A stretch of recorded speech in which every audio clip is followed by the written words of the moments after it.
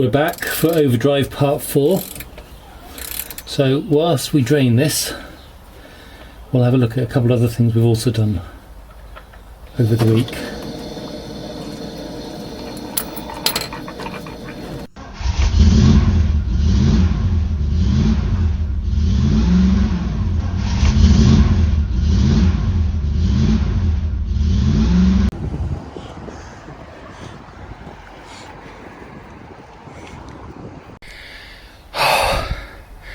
I'm very winded. We've got the car back in the garage. As I was leaving, it stalled on me, wouldn't turn over.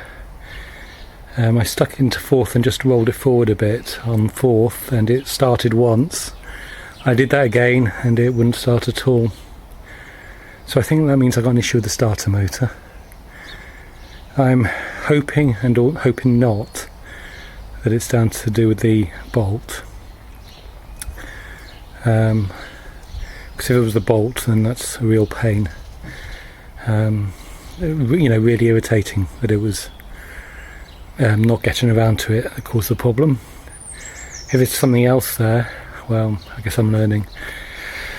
A couple of neighbours helped me out, and my son, which I'm very grateful about. And we're now going to see if we can work out what the issue is. Okay, we're inside the car. You can see nothing comes on when I turn it, but if I put on the hazard lights, okay, we've got that.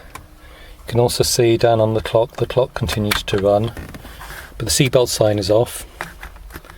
Alright, so I'm looking for a circuit which drives the seatbelt sign. If I put on the lights and they work as well, indicators only work when but if I put on the headlights and we go around,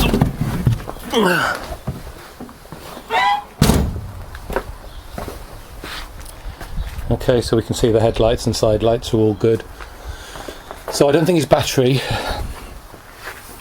I think it's one of the electrical circuits has gone, and that's what I'm looking at. Okay, so here's what I'm thinking. We don't have a seatbelt warning sign coming on. We don't hear the fuel pump, and we're not getting anything in the starter. So I think the power from that comes here. Alright, so for all three of those, we can see the seatbelt warning light comes that way. Okay, we can see we need to come here to get starter motor to turn over, and that will then send power out to the fuel pump. At least that's what I think. Hang on a minute, but we got power because the fuel pump obviously doesn't run, and we go to the alternator as well. So that's what I think. I think we've got this fuse. So that's what we're going to look for first, and I have no idea where that is, but I'm hoping it's underneath the dashboard, and we'll have a look, see if we can find that, and then go from there.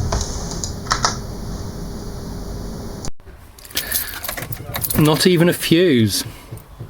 Look at that, they've started coming on.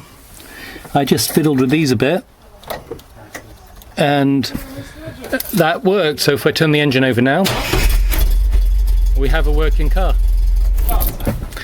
So just a loose wire somewhere under here, which I'm going to have to find. So we have replaced the driver door card and the driver carpet. We've also gone down the transmission tunnel, cleaned up, taken apart and painted up and cleaned the seats. We've tidied up the vents here a bit as well, so sanded those down and repainted them in black. Not the best job because we did it on the panel, didn't take it out of place.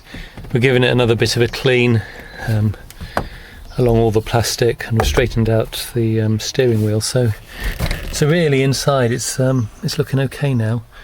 Haven't done the bonnet latch yet, but yeah, it's coming on. So a quick update on what we've been doing inside and progress. Right, that looks like it's drained better than last time anyway. So we're gonna put this back in, and there are two things that I want to try. Okay, so the first is I now understand what I'm looking for in terms of spring movement. I want the car in neutral. I turn the prop shaft and I should see movement in my spring over here. And then the second is, well, if I see movement, that implies the valve is working, but either way I want to get it out, and so I'm going to take a hammer to it and we'll have a look at it there.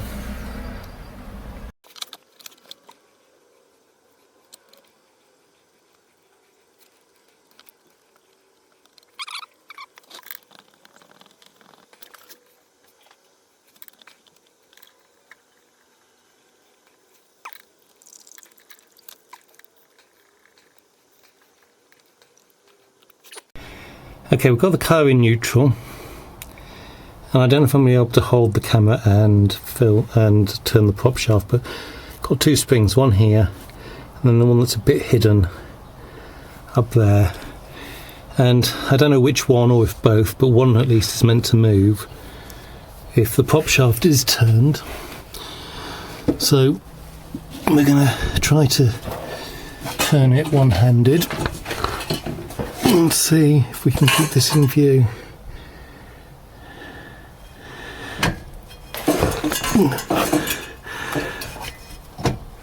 Oh God, why is that so hard? That must be in gear still. Must that be in gear? Right, let's go see. Right, I can now move it. I'm recording this a second time because it went wrong the first. You can't see the big spring there moving, but that's not the one that's meant to. There is in fact a spring which is really hard to see, and I can't find an angle where I can get it for you. Maybe like that. There's a spring in there, and that is moving, and you hear that tick. I don't know if you hear the tick,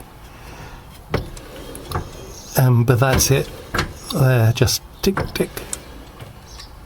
Okay, so it is moving, so that seems to be okay, so I better come out. So what we're going to do now, I think that probably means I need a transmission rebuild based on what I've read on MG Experience, but we're going to still have a go at getting this out. We're going to use a hammer and punch, see if we can loosen it off so that we can move it, and we'll clean it up, we'll put it back in and see if that does it.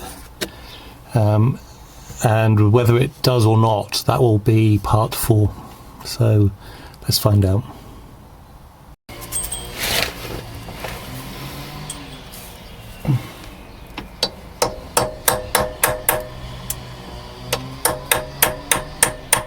We got movement.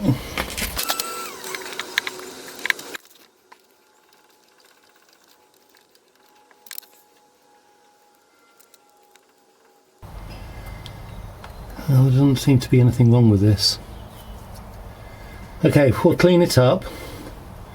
There are 2 ball bearings, one in here and one in the valve here. We'll measure this one, make sure it's right. And yeah, we'll measure this one, make sure we've got them in the right place. I'll have to go and look up the stats for that. Look, we'll go from there. Right, I'm not quite certain on the order these came out in. I suspect the spring goes in here, to be honest, and the ball bearing goes there.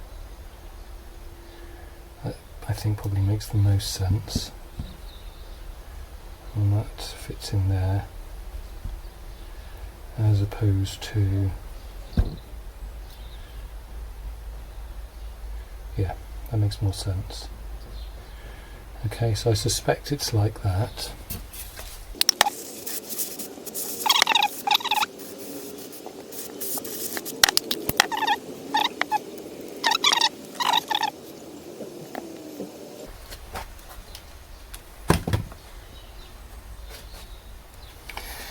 Okay, so do we have this in camera? Let's try zooming in on it.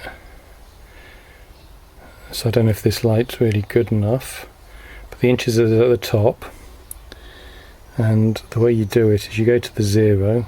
The light's not good enough here. Right, I'm going to do it by myself. So you go to the 0, which is 2 point something, and then you go to wherever the lines first line up. I find this so hard to read, and I think that's probably about there, so that would be about 2.16. Okay, so that implies that's 2.16 inches. No, 0.216 inches. So I'm going to go and see if I can find what the measurement should be, and see if either is close to that. Okay, so I couldn't remember where the other ball bearing was, and I know I haven't taken all of the solenoid bits out, but I've taken enough out to get the ball bearing. Because I couldn't find a size for this. I did find one for this, and it also said this is the smaller one, so the solenoid gets the smaller ball bearing. So assuming they're the right ball bearings, that looks okay. So I'll put it all back together again. It's all cleaned up, and well, I don't know what else to do really, because I seem to have done everything I can now. So yeah, so we'll put it all back, and we'll I mean, I could, I guess, get a tester and see if I can test the PSI up at about 400, so I could try doing that, but other than that I'm a bit stuck now. So I'm just going to put it back together. I'm going to take it for a drive to see if taking it out has done any good, but I doubt it, and I'm probably going to call it quits for now. Okay, I'm struggling with this. I can't get it back in now. It won't go all the way. I can't turn it any further than that. And the issue is, when I then take it out again,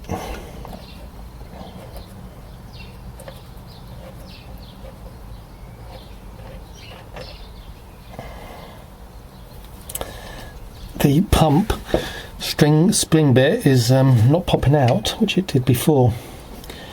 So I'm guessing I've managed to force it in the wrong way, and I've got to get that out. I managed to get it out once, I haven't done this, and then the second time I can't. I don't know what I've done. So I'm getting really frustrated now, so I'm going to stop probably for the day, and come back at it tomorrow, because I've been at this for I don't know how long, a couple of hours maybe, at least an hour. So yeah, we'll stop here. Okay, I did get it out again. I've been doing some reading, and I think that this bit here, this flat bit, has to be facing backwards.